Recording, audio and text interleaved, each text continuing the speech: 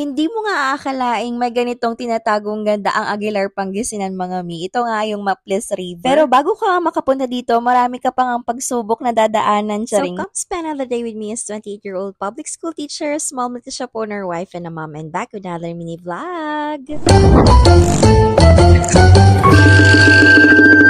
Last month nga mga mi, oo, tapos na nga ang buwan ng March, pero mga sis, ngayon ko pa nga lang i-edit at voice over itong vlog na ito. Paano ba naman kasi mga sister, ang dami ko nga pending na video promotion, kaya hindi tayo nakakapag-edit ng daily vlog natin. Dahil nabalitaan na nga naming open na ang Maples River nito mga mi, ayan, pumunta nga kami dyan kasama yung mga co-teachers ko. Pero bago nga kami makapunta ng Maples River mga mi, ang dami nga namin talagang pinagdaanan, charing. Paano ba naman kasi mga mi, niligaw kami ni Google Map, char. May mga barangay nga kaming pinuntahan mga sister, kaso hindi naman pala doon ang daan. Tapos nagpabalik-balik nga kami mga mima, charing. Kasi parang ang dami nga po pwedeng daanan dito sa may Maples River mga sis. Tapos kinakailangan nga namin tumawid dito mga mima. Kapag bayad nga kami ng 10 pesos mga sisters sa may barangay Pugoncili at another 20 pesos nga dyan malapit dito. Pagkarating nga namin mga sister, grabe, sobrang gandang-ganda nga kami kasi very relaxing nga yung place mga mima. Pagkababa nga namin mga sis, ayun, nag-take na nga kami ng pictures kasi kakaunti pa nga ang tao niyan. Dahil nga medyo naligaw-ligaw kami mga mi, parang 8:30 na nga ata kami nakarating niyan. Siguro mga mi, kung hindi nga kami naligaw ay mga 7:30 nandyan na rin kami. Kaya kung gusto nyo nga masolo mga mi itong place na to, kinakailangan mas maaga pa nga kayo doon para wala pa nga masyadong tao. Mamamangha ka talaga mga mi kasi sobrang linaw nga ng tubig nila dito. As in, fresh na fresh, mas fresh pa sa'yo, charing. Ayun lang mga mi, mag-ingat lang sa mga bato kasi medyo madulas nga. Sayang nga lang mga mima kasi hindi na nga namin sinama si Amira dito. Kasi nagmotor nga lang kami mga mi. Dahil hindi nga kakayanin ng kotse namin yung mga daan, charing. Tignan nyo naman ang tubig nila mga mi. Sobrang linaw kaya pala pinagmamalaki talaga ito ng mga taga Aguilar Pangasinan. May mga available na cottage din sila dito mga sister. Pero choice nyo nga mga sister, may mga spot nga rin dito na hindi na kinakailangan ng cottage. Pwede nyo pa nga rin tong diretsuhin mga mi kasi nga mahaba pa nga ito. Kaso hindi ko na nga nakuhanan ng video mga mi kasi wala nga akong dalang phone nun. May mga part din dito mga mima na medyo malalim kaya mag-ingat nga tayo. At ganun din, panatilihin nga nating malinis itong Maples River mga mi. After nga namin magtampisaw dyan mga sister, ayan, nagluto na nga kami ng lunch namin. Ang sarap nga talagang mag-picnic dito mga mima kasi ang presko nga ng hangin at ang lamig nga ng tubig. Perfect na perfect nga ngayong summer mga mi. Sobrang relaxing nga talaga ng place mga mi. Kaya naman talagang maraming nagsasabi na babalik-balikan nga nila itong Maples River. Kung nature vibe ka talaga ang hanap mo mga mima at gustong-gusto mo talagang mag-relax, dito ka na pupunta sa Maples River. Dahil pagkarating nga namin dito mga mi, ang sabi nga namin ng asawa ko ay babalik nga kami dito kasama nga si Amira. Pero aagahan nga namin mga mi para nga medyo masolo pa nga namin ito. Dahil alas 12 pa nga lang ata mga mima, grabe, sobrang dami ng tao dito. Malaparaiso nga ang ganda nitong Maples River mga mima, kaya sobrang daming turista talaga ang nagpupunta dito. Around 2 PM mga sis ay umuwi na rin kami ng bahay kasi nakamotor nga lang din kami at naiwan nga si auntie ninyo. Pero mga mi, ang dami pa nga rin papunta doon sa Maples River. O diba, literal na susuungin ang lahat mga mi, makagala lang, charing. So ayun lang muna for today's video. Thank you for watching. Bye!